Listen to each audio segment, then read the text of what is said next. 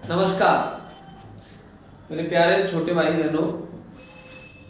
जो बच्चे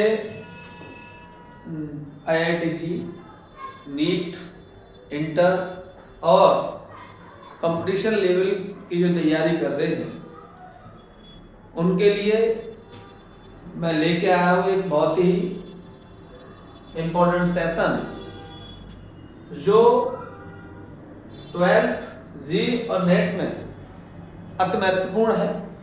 आप विगत 10 वर्ष के आप क्वेश्चन पेपर उठा के देख लीजिए, कहीं ना कहीं थ्योरी या न्यूमेरिकल के उसमें ये टॉपिक आपको हर हाल में मिलेगा। कम से कम 4 से 5 नंबर कवर करता है। इसको ध्यान में रखते हुए बड़ा बारीकी से इसका एनालिसिस करेंगे और इसके जो फॉर्मूले हैं उसको फॉर्मेशन करेंगे। तो आइए बिना विलंब किए स्टार्ट करते हैं इस वीडियो को।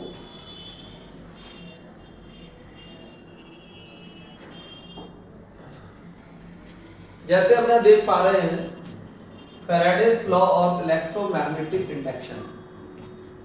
हम यहाँ फैराडेज और हेनरी लॉ की बात करेंगे। ये दो बड़ा चर्चित साइंटिस्ट थे इलेक्ट्रिकल फील्ड में। इनकी कुछ एक्सपेरिमेंट हैं जो आज भी जितनी इलेक्ट्रिकल जो डिवाइसें हैं या इलेक्ट्रॉनिक्स डिवाइसें हैं उन पर कहीं ना कहीं फंडामेंटल वे में कार्य करते हैं। उन सिद्धांतों पर, उन जो एक्सपेरिमेंट है उनके सिद्धांतों पर आज भी बहुत सारी डिवाइस जनरेट होती है और बेसिक तौर पे काम उसी सिद्धांत पे होता है जो इन लोगों ने पहले काम कर रखा है। तो आइए हम डिस्कस करते हैं। हेनरी और फैराडे ने कुछ मिलके एक चर्चित एक्सपेरिमेंट किए थे, उन पे आप प्रकाश डालेंगे। देखिए, ये हमने एक इमेज को कंसीडर किया है। ये कॉइल है। कॉइल का मतलब लूप भी कहते हैं, कॉइल भी कहते हैं। कॉपर की बनी एक क्लोज सर्किट होता है।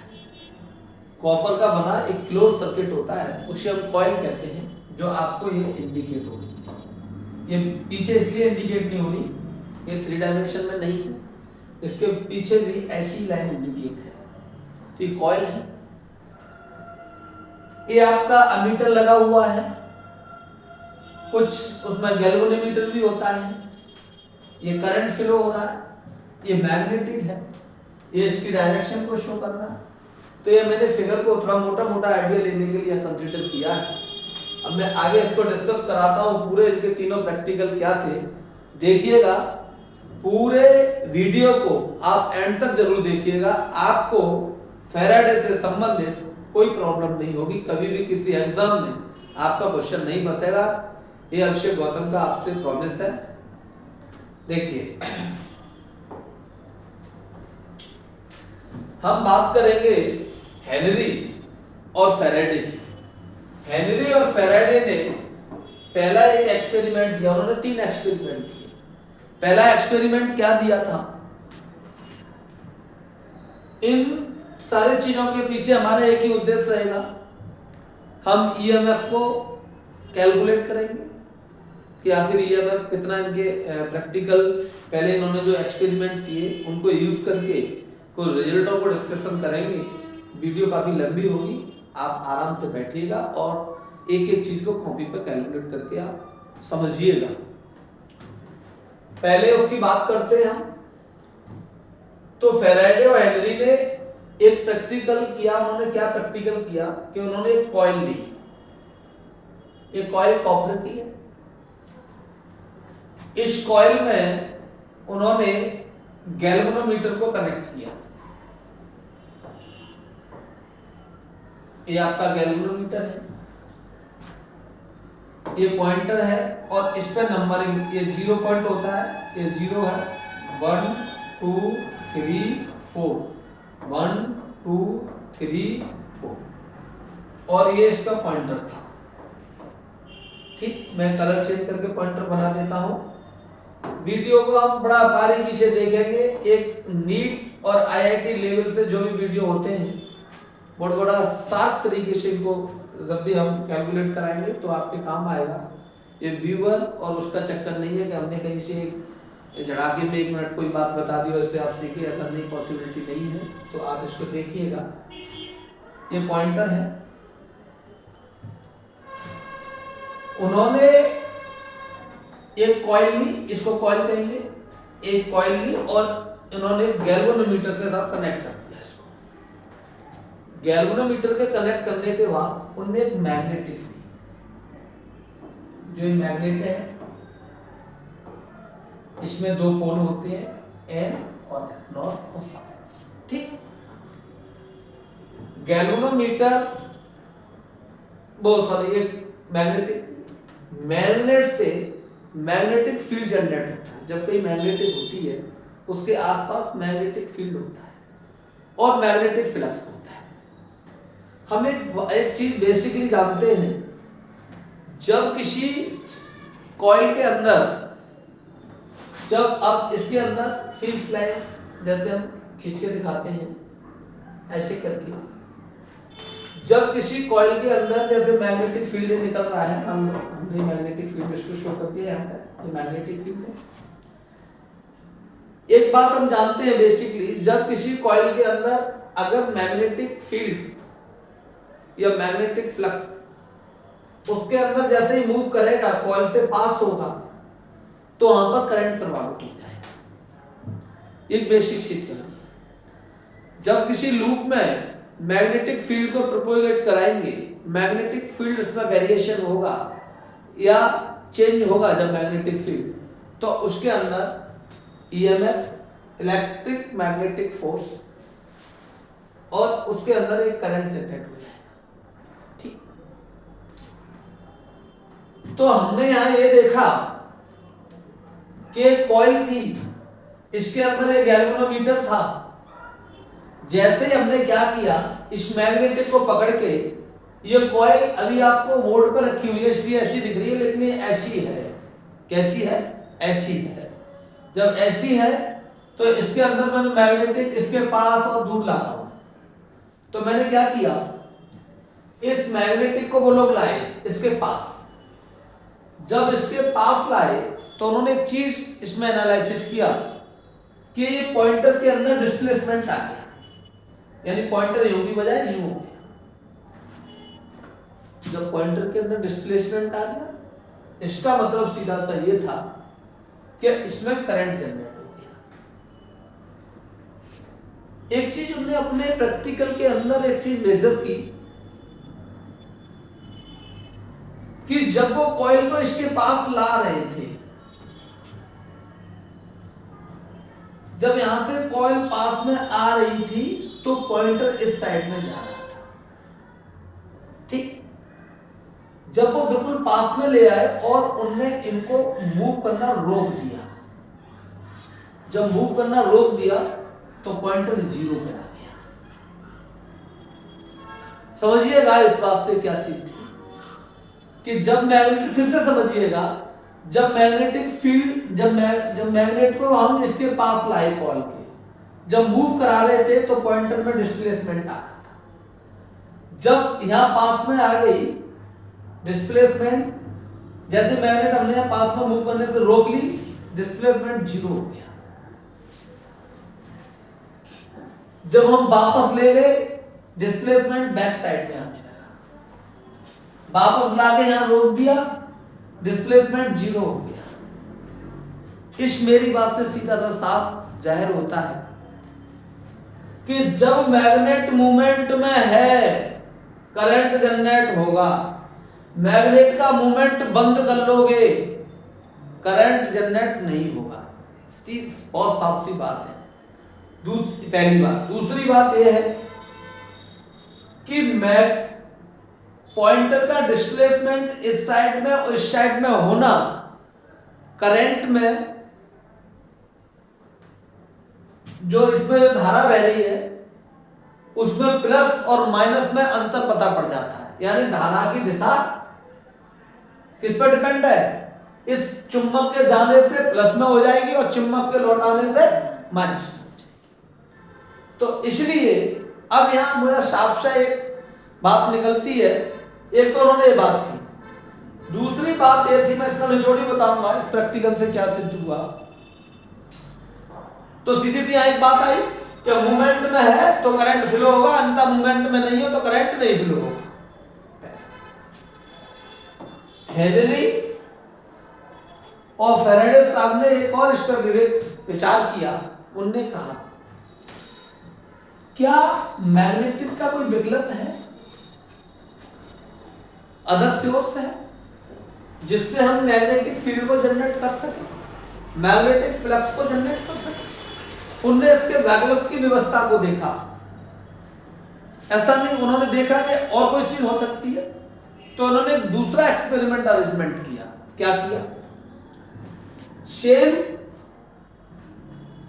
इसको डायग्राम को देखा है यहां पे, देखिए उन्होंने क्या किया कि एक कॉइल ली शेल में और कॉइल को कनेक्ट किया, गैल्वेनोमीटर लगाया, यूं करके और जैसा है वैसा कर दो।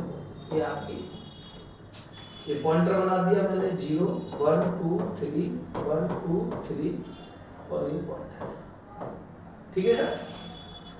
यहां पर उन्होंने क्या तब्दीली की इसमें, क्या इस मैग्नेटिक की जगह पर वो करंट कैरिंग कॉल लेके आए। क्या लेके आए? Current carrying call. समझ में आ रहा?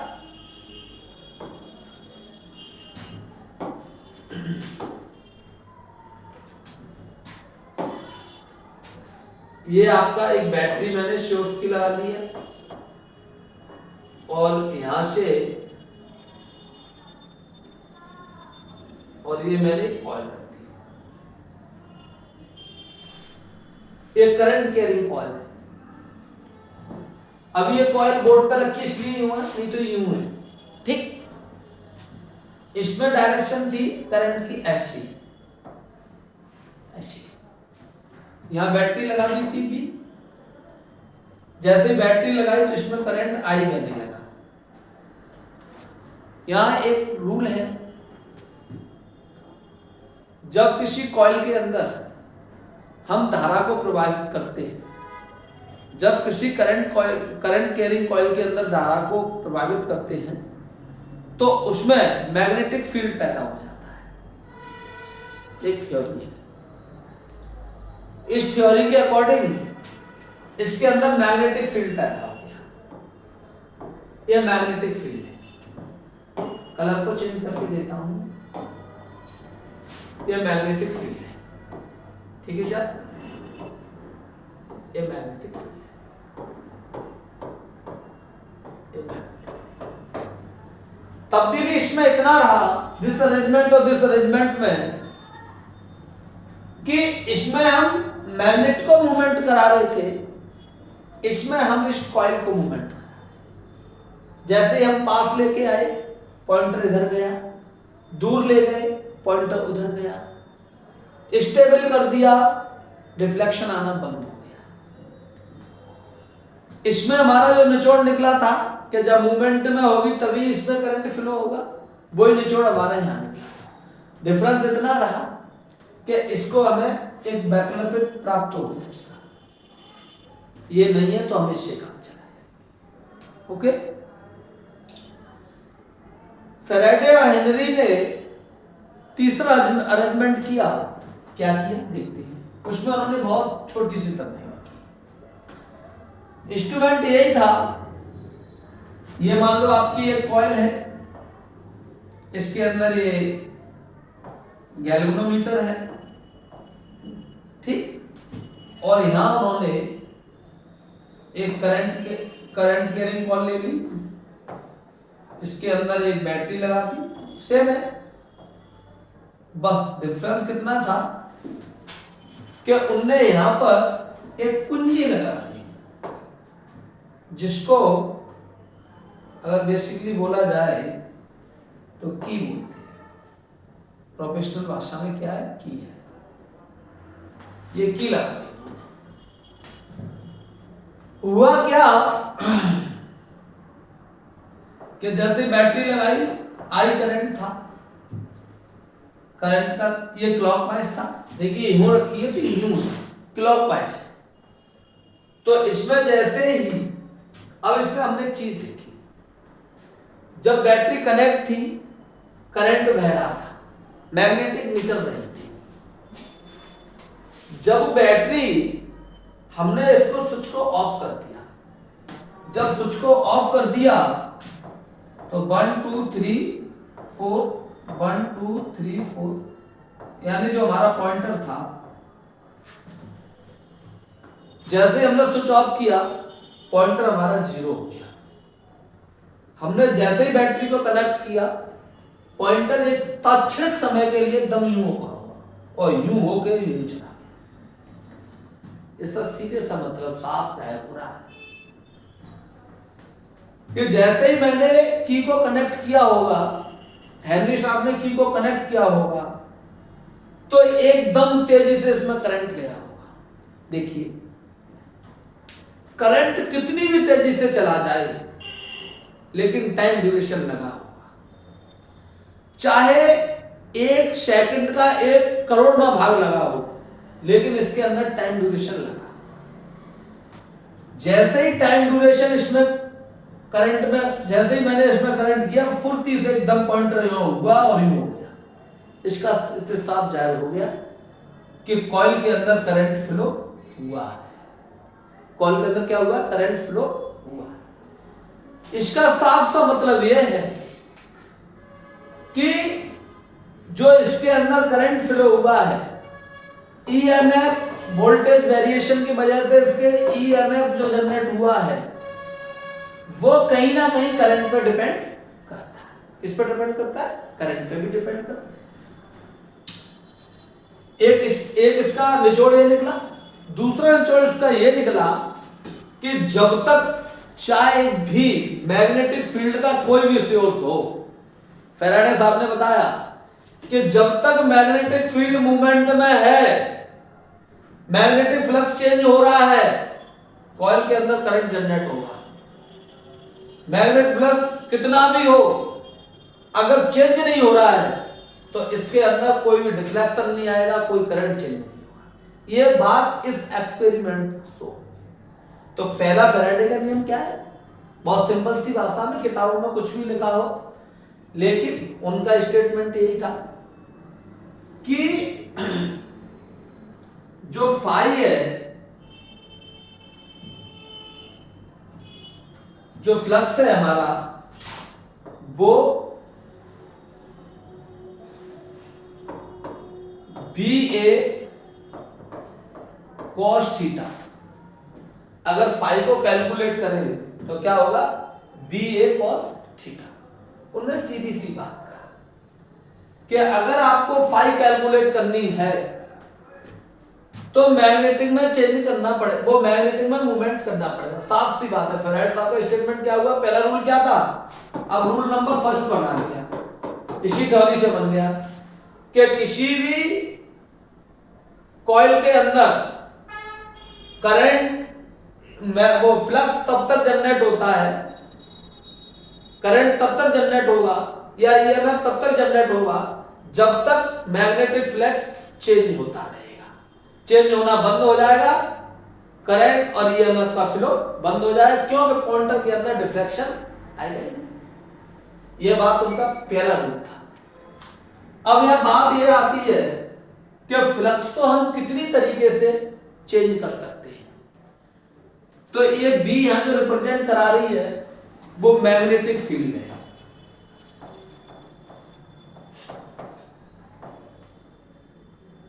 और ए है वो एरिया है किसका? कॉइल का। जो यहां पर जो ये चीज है इसका एरिया है। और जो थीटा है वो एरिया वेक्टर है। तो इसलिए सीधी सी बात है, फाई कैलकुलेट करने के लिए हमें इसमें पोजीशन में चेंजिंग लानी पड़ेगी, अन्यथा की स्थिति में चेंजिंग आपका फाई कैलकुलेट नहीं होगा। ये फैराडे का पहला नियम। देखते हैं आप, ये लिखा भी है। Whenever the magnetic flux link thought area boundary by a closed conducting, वही बात आ गई, एक क्लोज लूप था, loop change an EMF is produce in this loop, अगर ये चेंज होगा, लूप में चेंजिंग आएगी तो ईएमएफ प्रोड्यूस होगा, यानी फाई प्रोड्यूस होगा, अन्यथा फाई प्रोड्यूस नहीं होगा। This statement first law of the Faraday. Okay, यहां तक क्लियर। अब सवाल उठता है फैराडे का सेकंड नियम क्या था। तो जो हमने स्टोरी इसमें बताया, इसको कैलकुलेट करने के लिए फैराडे का सेकंड नियम जनरेट किया। जो फैराडे का जो सेकंड नियम था वो किसके लिए था, उसके अंदर कितना फाई जनरेट हो रहा है, कितना चार्ज जनरेट हो रहा है, कितना करंट जनरेट हो रहा है, ये चीज कैलकुलेट करने के लिए फैराडे ने सेकंड नियम आपका दिया। तो आप देखते हैं इसको हम कैसे कैलकुलेट करेंगे, वो आप देखिए। यहां तक की बात आपकी समझ में आई।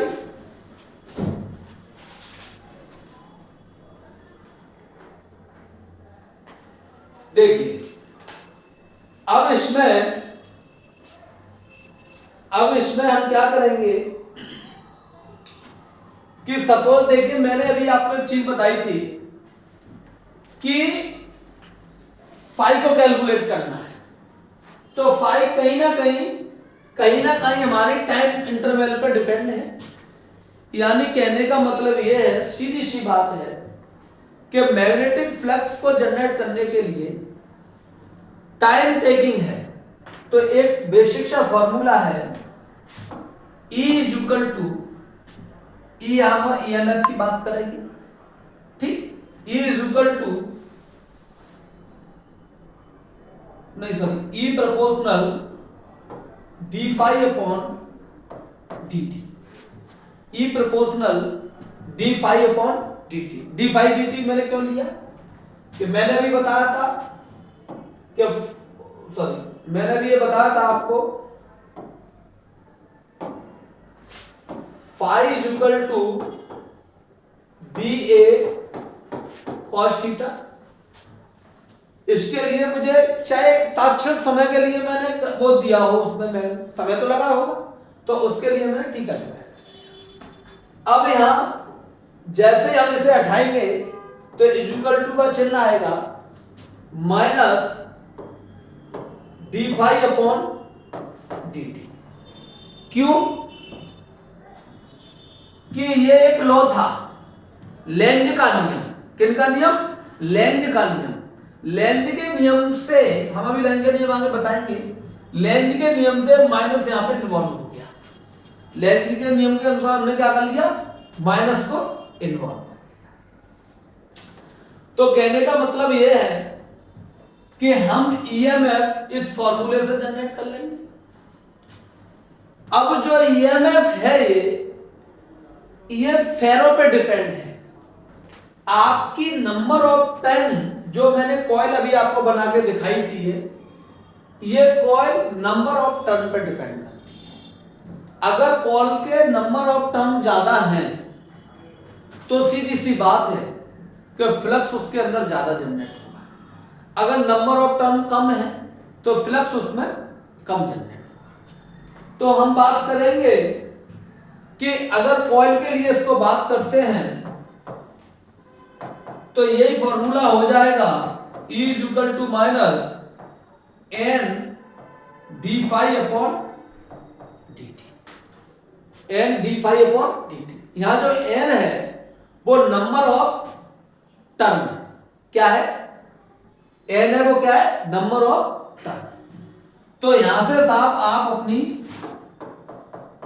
ईएमएफ को कैलकुलेट कर सकते हैं। ठीक, यहां तक कोई दिक्कत? चलो, ये हमने ईएमएफ जनरेट कर लिया। हमारा जो उद्देश्य था ईएमएफ कैलकुलेट करने का, वो हमने यहां पे कैलकुलेट कर लिया। इसके अलावा हम इसमें और रिजल्ट देखते हैं, इससे और चीजें कैलकुलेट कर सकते हैं। क्योंकि वीडियो आईआईटी और नीट के पर्पज से है तो पूरा स्टैंडर्ड होना चाहिए इसका। तो मैं और भी चीज में क्या क्या कैलकुलेट कर सकता हूं जो डीपली होती है। देखिए,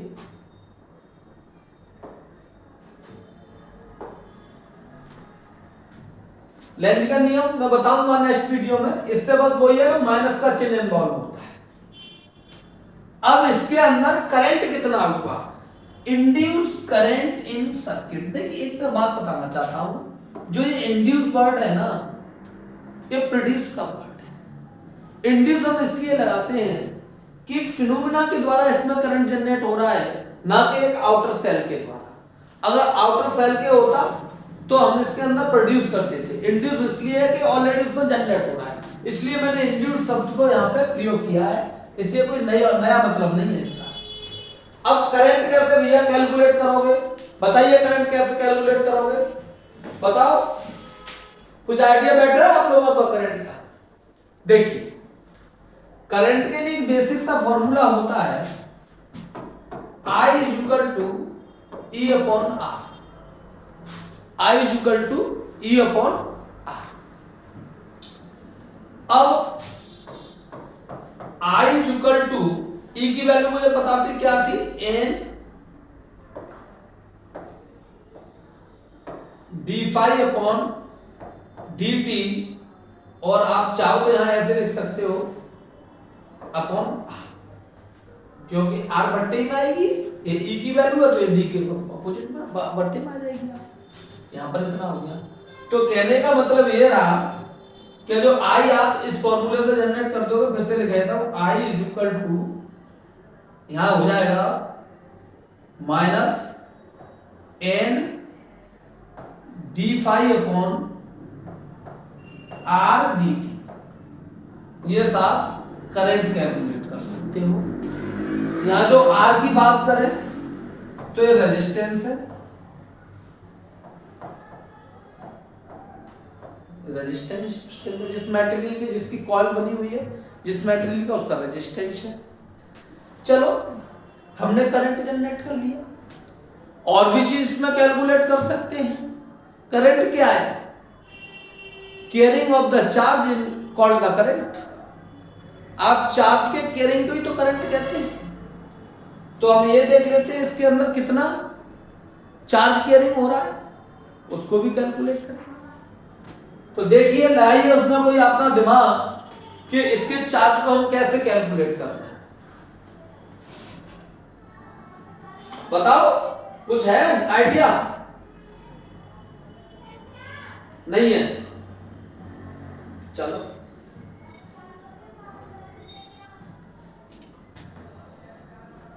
जैसे I is equal to dq upon dt, भाई सीधी सी बात, करंट की ये डेफिनेशन है कि एकांक समय में कितना चार्ज कैरिंग हो रहा है, वो उसके करंट को दर्शाता है। तो मैंने आपका यहां पर लिख लिया I dq अपॉन dt। अब यहां पर I की वैल्यू मैंने ऑलरेडी फाइंड कर रखी थी, कितनी कर रखी थी, I की वैल्यू मैंने फाइंड ये कर रखी थी, अभी मैंने ये कर ली थी। तो मैं यहां पर क्या करूं, I की जगह पर इसको रख दूं, कोई दिक्कत नहीं, कोई दिक्कत नहीं होनी चाहिए अगर I की जगह पर हम इस तरह कह देते हैं।